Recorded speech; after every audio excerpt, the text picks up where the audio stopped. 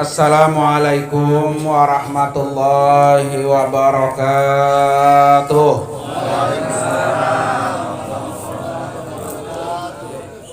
Bismillahirrahmanirrahim. Alhamdulillahilladzi khalaqal mauta wal hayata liyabluwakum ayyukum ahsanu amala. Wabil khusus yang sama-sama sangat kita muliakan sahibul musibah, keluarga besar almarhum orang tua kita Bapak Haji Rasa bin Bapak Haji Nasib. Kita doakan mudah-mudahan almarhum diterima segala nilai amal ibadahnya, diampuni segala dosa-dosanya, dan dijadikan kuburnya raudhah min riyadil jannah. Amin ya rabbal alamin. Para bapak, para ibu, para hadirin dan hadirat sekalian, malam hari ini kita sama-sama, terutama saya secara pribadi, siap menjadi saksi bahwa almarhum Bapak Haji Rasa ini adalah min ahlil khair.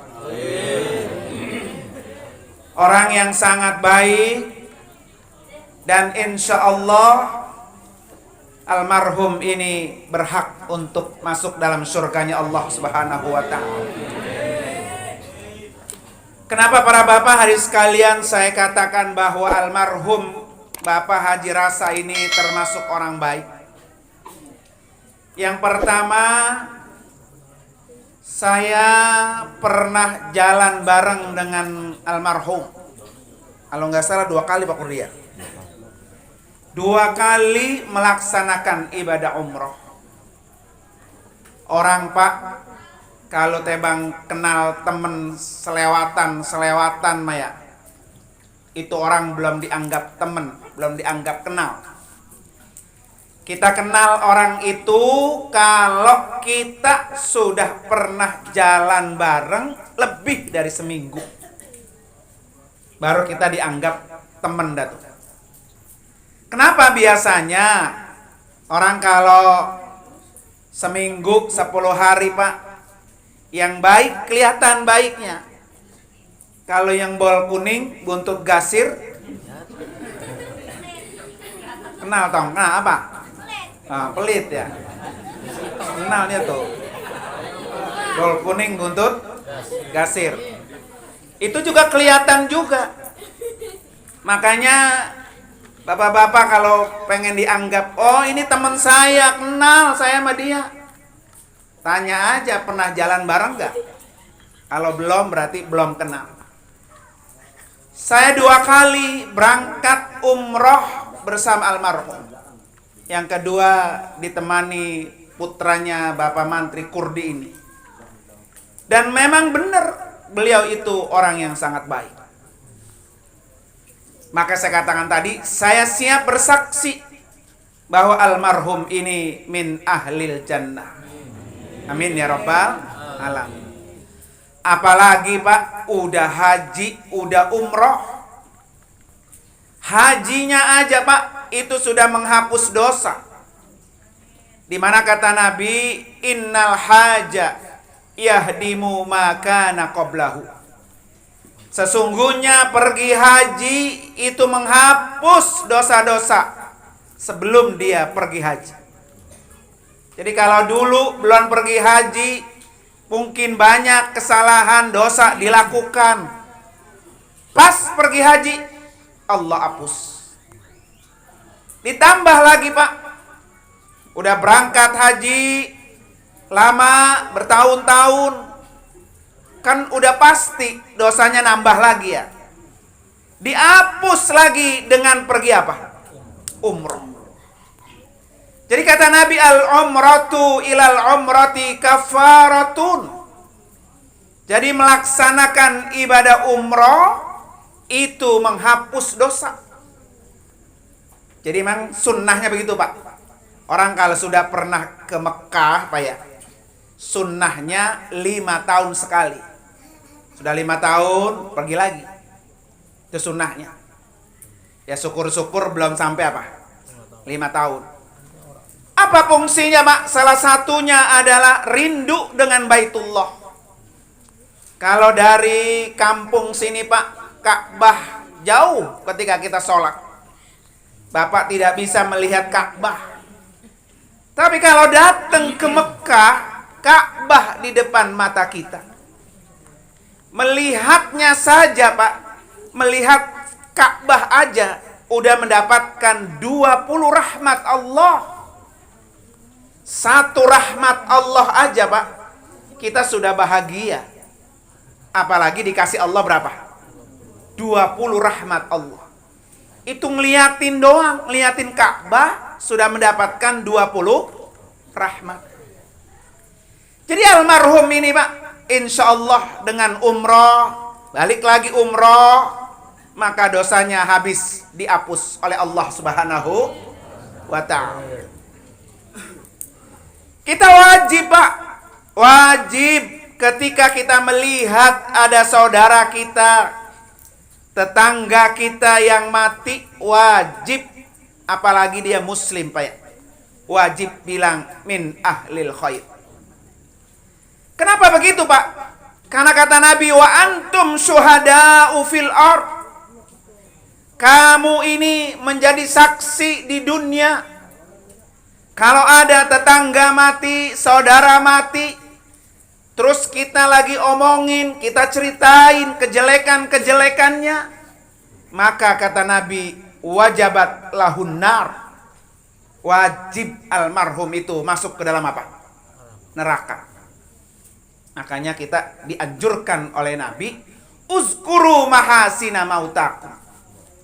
Sebut kebaikannya aja. Jadi kalau ada orang mati, tetangga kita mati, Pak, ya, jangan sekali-kali kita sebut kejelekan dosa-dosanya, jangan. Karena ketika kita sebut-sebut, kata Nabi, antum syuhada, kita ini menjadi saksi. Saksi apa? Saksi untuk menjerumuskan dia ke dalam neraka. Makanya kata Nabi, uzkuru mahasina. Suruh sebut yang apa? Baik-baik. Almarhum Engkong Haji Rasa punya enggak kejelekannya? Punya. Namanya manusia, Pak, ya? Punya dosa, punya kesalahan, punya. Tapi kalau orang itu sudah mati, jangan diapain? Jangan disebut-sebut. Sebut-sebut kebaikannya saja. Maka pada malam hari ini kita akan sebut-sebut kebaikan dia. Supaya yang hadir semua ini di alam kubur, di alam barzah, di alam akhirat, ini akan menjadi saksi di hadapan Allah bahwa almarhum Bapak Haji Rasa min ahlil khair.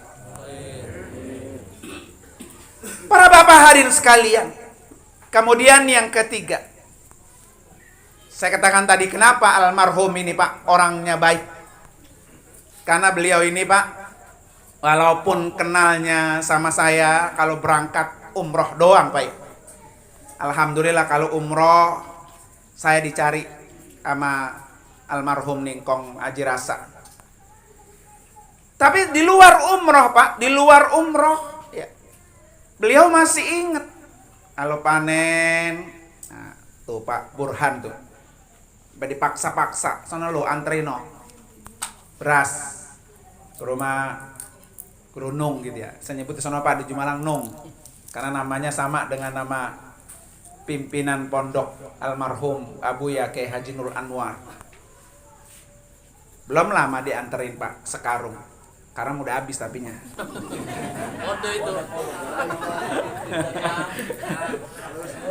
Ini artinya, Pak, bahwa beliau ini ingat terus. Karena mungkin, Pak, ya, mungkin ya beliau menganggap bahwa keberangkatan beliau ke Mekah, ke Madinah tanpa dituntun oleh guru, Pak, ya, oleh orang yang lebih tahu, mungkin bisa kebelangsak. Rasa terima kasihnya itulah yang beliau tidak pernah habis-habis, Pak.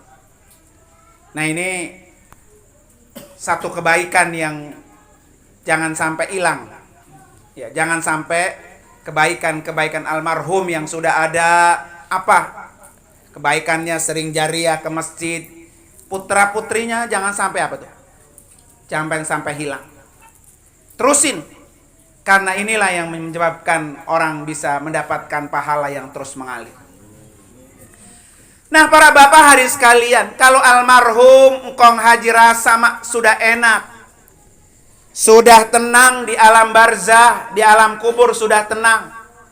Karena beliau sudah sempurna agama Islamnya, karena sudah pergi haji, dosa-dosanya dihapus dengan melakukan berulang kali berangkat ke Mekah, ditahlilkan. Walaupun kondisi kampung kita, negara kita sekarang ini sedang sangat tidak aman.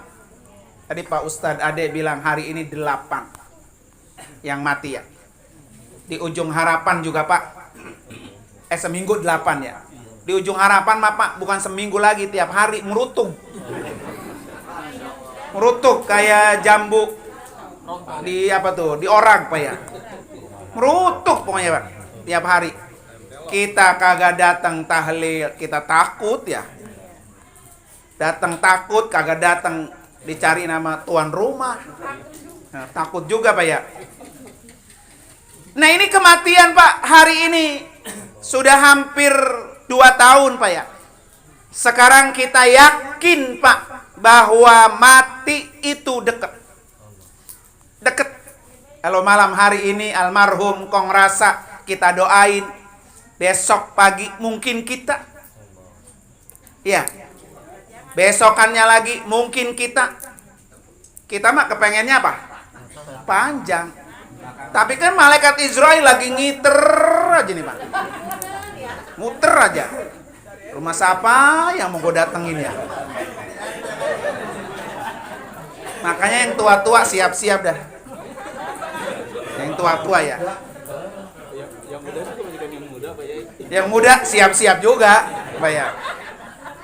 Yang muda siap, yang tua juga apa? Apalagi.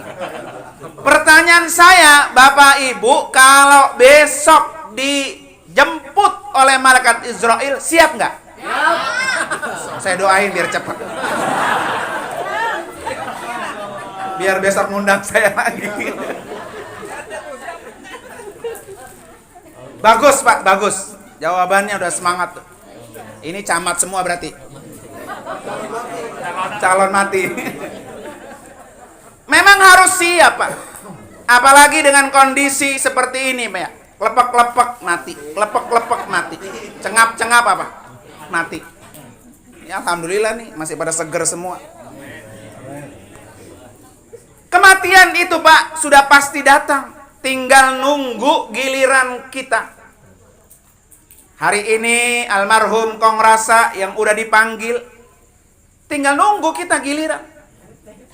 Karena itu, karena mati itu pasti Pak ya, pasti. Apa yang harus kita siapkan? Malam hari ini saya sampaikan 3 poin Pak yang kita siapin. Karena nggak tahu besok mati apa enggak Pak. Yang pertama, para bapak hari sekalian adalah Pak, segera bertaubat. Karena dengan bertaubat ini Pak akan menghapus dosa. Siapa sih Pak orang yang kagak punya dosa? Semua punya. Mau dia petani, mau dia pedagang, mau dia tukang beca, mau dia guru, mau dia kiai, punya nggak dosa? Punya. Makanya kata Nabi, kullu bani Adam khata'un. Setiap manusia itu kata Nabi pasti punya dosa. Wa khairul khata'ina at-tawwabun. Dan sepaling baik orang yang punya dosa segera bertaubat. Karena itu Pak ada yang namanya sholat sunat apa tuh? Taubat. Taubat buru-buru, ya Allah ampuni dosa saya.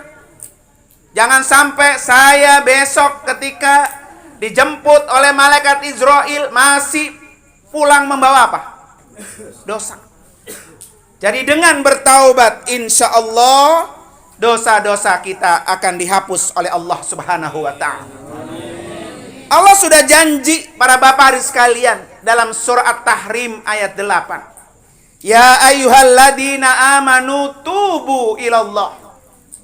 Wahai orang-orang yang beriman, bertaubatlah kamu kepada Allah taubatan nasuha. Benar-benar apa? Taubat. Taubatan nasuha itu, Pak, kalau kita ngerjain salah, Pak ya. Ini tahu nih salah. Nyolong salah nggak nyolong? Salah. Ya kan? Kita tahu salah, itu kita taubat pada Allah, nggak usah diulangi lagi. Itu namanya taubatan nasuha.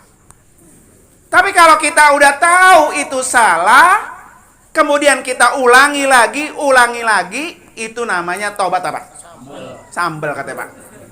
Tahu pedas, dimakan lagi gitu, Pak ya.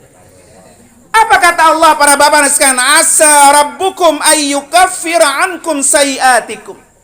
Orang yang bertaubat ini Allah hapus dosa-dosanya. Tidak sampai situ doang, Pak. Kata Allah, wa yudkhilakum jannatin tajri min tahtil anhar. Bahkan dia akan dimasukkan oleh Allah ke dalam surganya, di mana air di kali itu mengalir. Tuh, kalau kita apa tuh? Bertaubat. Maka segera bertaubat.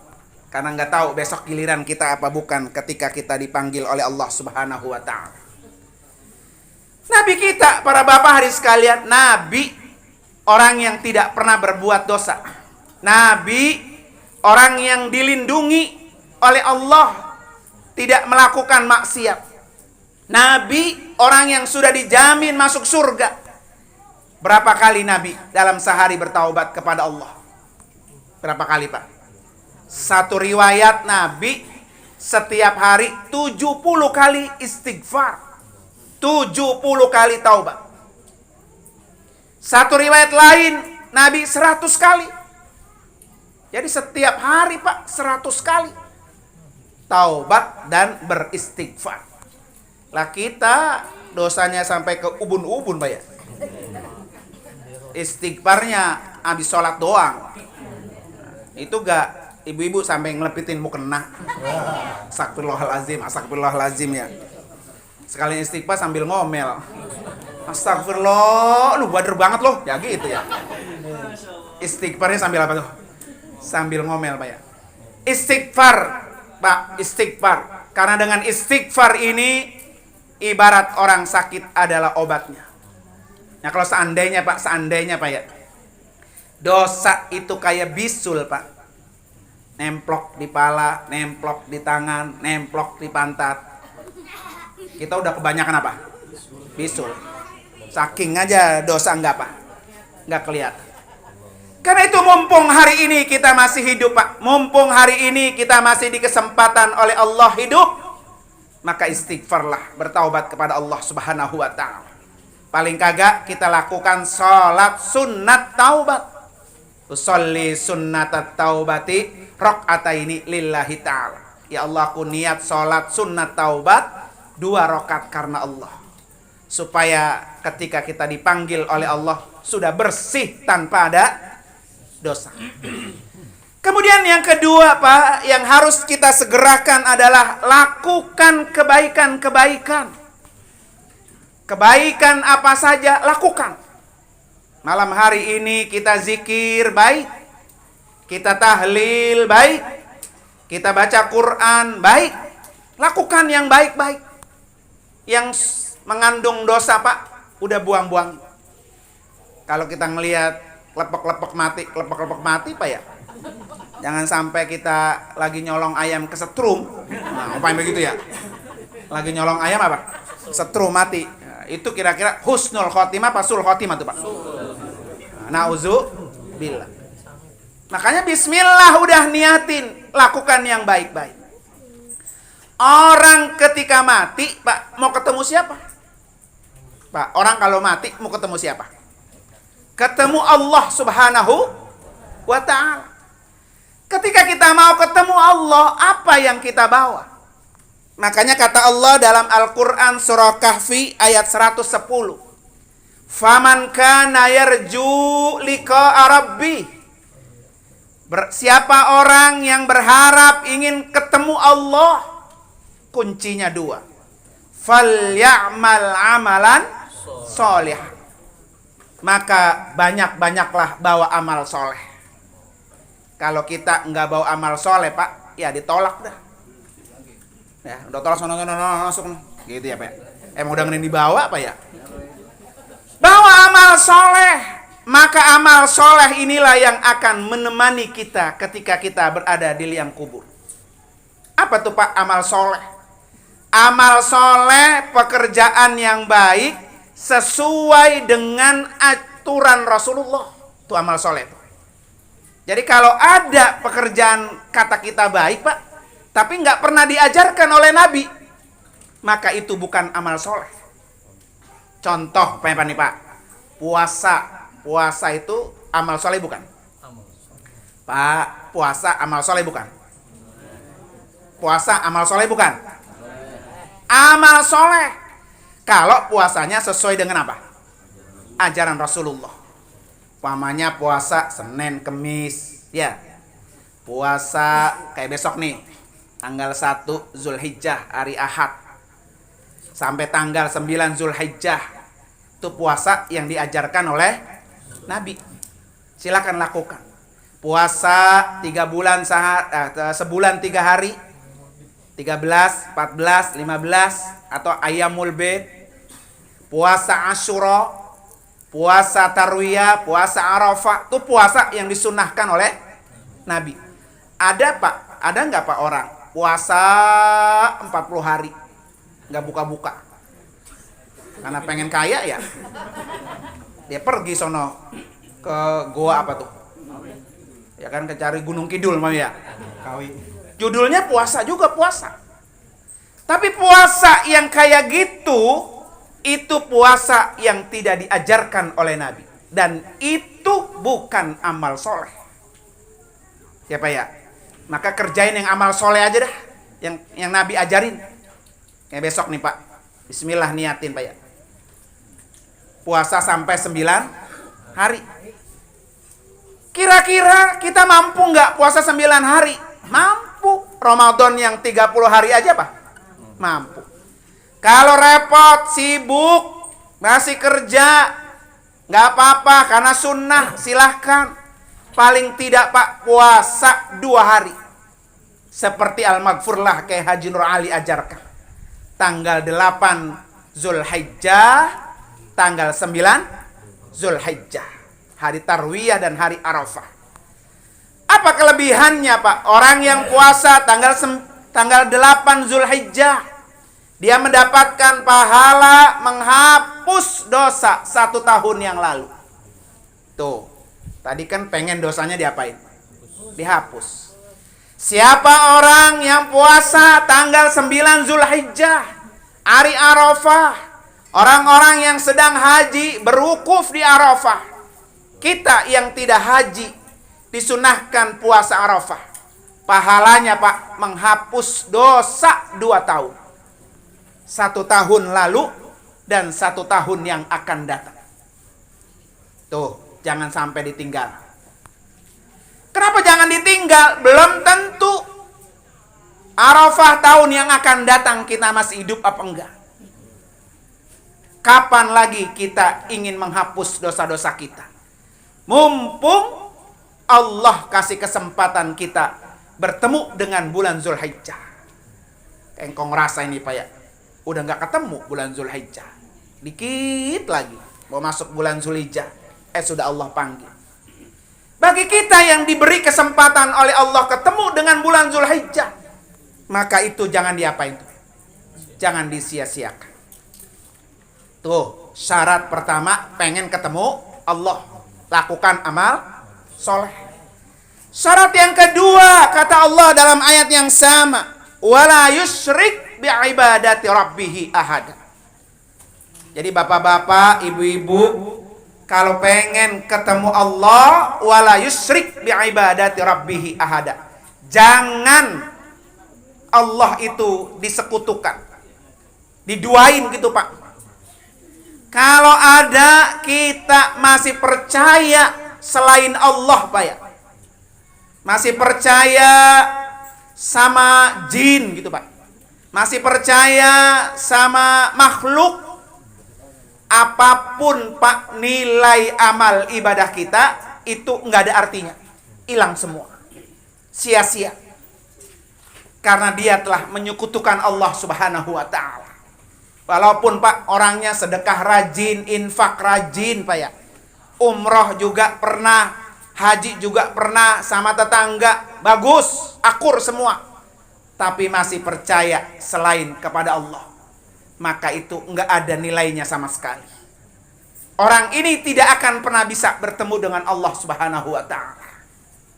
Ini pesan Allah, surah Kahfi ayat 110. Faman kana yarju liqa rabbih. Orang-orang yang pengen ketemu Allah, lakukan amal soleh, jauhkan musyrik, menyekutukan Allah Subhanahu wa Ta'ala. Para bapak hadirin dan hadirat sekalian, kemudian yang ketiga, yang terakhir Pak, yang harus kita segerakan adalah berdoa, minta diberikan keselamatan dunia dan akhirat, termasuk doa husnul khotimah. Tadi guru kita Ustaz Ade sudah dibacain Pak. Allahumma khtim lana bihusnil khotimah. Ya Allah, tutup ajal kami dengan kondisi husnul khotimah. Husnul khotimah ini Pak adalah prestasi yang paling gemilang.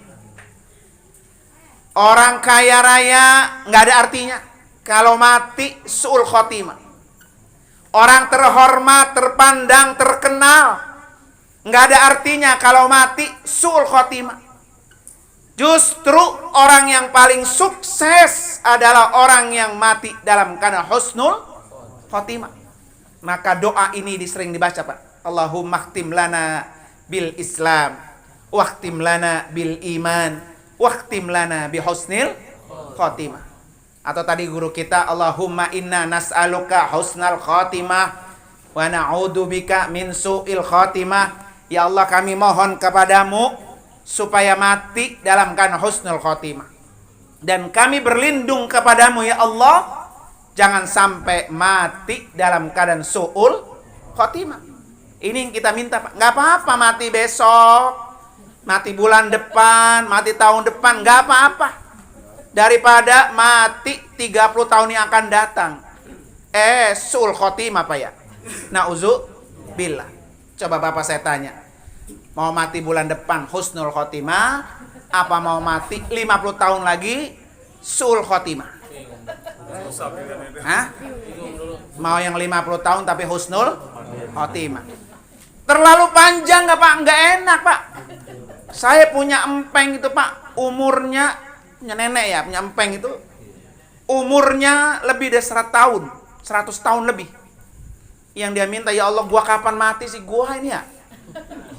Badan udah bongkok Pak, cucu udah pada mati, siapa yang mau ngurusin? Jadi kepanjangan juga nggak enak ya Pak ya. Yang enak mah anak mantu masih seger, kita udah mati dah. Iya nggak apa-apa, karena ada yang nahlilin. Begini nih, ada yang ngurusin. Coba kalau anaknya kong rasa semuanya sama kayak kong rasa, siapa yang mau ngurusin Pak ya? Tuanya anak kong rasa sama kong rasa, tuanya begitu, sampai mau ngurusin, buat dia dewek susah Pak ya. Nah itu kepanjangan juga apa tuh? Nggak enak.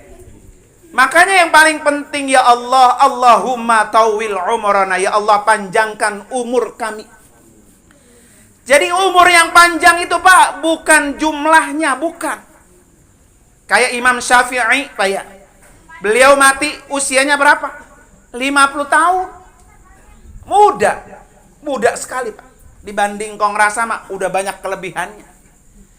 Imam Syafi'i wafat usia 50 tahun. Tapi sampai sekarang nama Imam Syafi'i siapa yang tidak pernah kagak disebut? Kita sholat caranya cara Imam Syafi'i, kita berwudu caranya cara Imam Syafi'i, kita zikir tahlil begini caranya cara Imam Syafi'i. Orangnya nggak pernah kita kenal, dan kita nggak pernah tinggal bareng, nggak pernah ketemu dengan Imam Syafi'i. Tapi namanya sampai sekarang Pak masih disebut orang. Ini namanya Imam Syafi'i, umurnya apa tuh? Panjang. Itu yang dimaksud umur tuh Pak. Jadi umur itu panjang, sejauh mana kita mati nama kita masih disebut orang. Kan orang kita susah Pak. Saya tanya Pak Kurdi lah, nggak usah jauh-jauh. Pak Kurdi, bapaknya namanya siapa? Rasa. Ya. Rasa, bapaknya namanya Nasib. Nasib, bapaknya Saan. Saal, bapaknya Saan, bapaknya udah selesai tuh Pak. Segitu umur kita tuh. Makanya ini pertahankan ya anak-anaknya Kong Rasa ini. Sampai ke berapa ini Kong Rasa masih disebut nih, keturun ke bawah. Kalau dia disebut Pak oleh cicitnya lagi, berarti Kong Rasa itu umurnya apa tuh? Panjang. Buktinya baru 3 keturunan udah apa tuh? Udah pas, udah nggak ketemu. Nah, belum sampai lagi, sampai ke Nabi Adam ya sudah. Ya, 4 keturunan aja kita udah apa? Udah capek, udah nggak kenal siapa engkong kita, siapa di atas kita nggak kenal. Ini artinya umur engkong kita itu pendek. Ya kan, kalau perlu ya kayak Imam Syafi'i Pak ya. Makanya boleh Pak dikasih dikasih prasasti. Nanti kalau Kong Rasa punya rezeki, hartanya ada, bangunin masjid sendiri, bikin masjid Rasa, gitu Maya. Iya nggak apa-apa. Itu prasasti dalam rangka nanti orang tuh tahu. Oh dulu ada Rasa itu ternyata nama-nama orang ya, begitu. Nah disebut orang. Kalau sekarang bukan mungkin ya, kita kenal semua. Tapi kalau 20 tahun, 30 tahun yang akan datang Pak, orang nggak kenal. Makanya kayak anak-anak kecil ini begini. Belum pernah ketemu dengan Kiai Haji Nur Ali, belum pernah. Bagaimana sosoknya Kiai Haji Nur Ali? Tapi kenapa Kiai Haji Nur Ali namanya hari ini sampai disebut-sebut orang? Karena beliau punya prasasti itu. Prasasti ilmu, ya. Prasasti pesantren. Bahkan supaya abadi dijadikan nama apa? Jalan. Itu dalam rangka supaya umur orang itu masih disebut-sebut oleh orang-orang yang akan datang masih hidup. Nah para bapak hadirin sekalian, karena itu mari sama-sama kita terus berdoa, minta kepada Allah supaya kita diberikan kesehatan oleh Allah Subhanahu wa taala.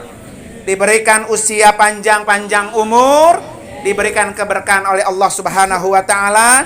Wabil khusus kita doakan buat almarhum Bapak Haji Rasa bin Bapak Haji Nasib, almarhum insyaallah min husnil khatimah ala hadiniyah wa kulli niyatin salihah wa ila hadratin Nabi al-Fatihah.